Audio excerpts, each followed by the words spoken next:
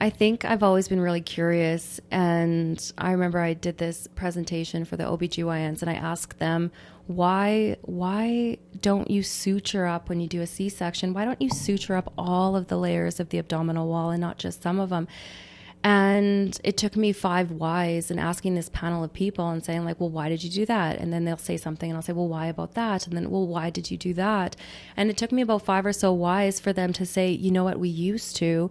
And when we attached all these layers, then there was so much adhesion and so much scar tissue and it created so much pain.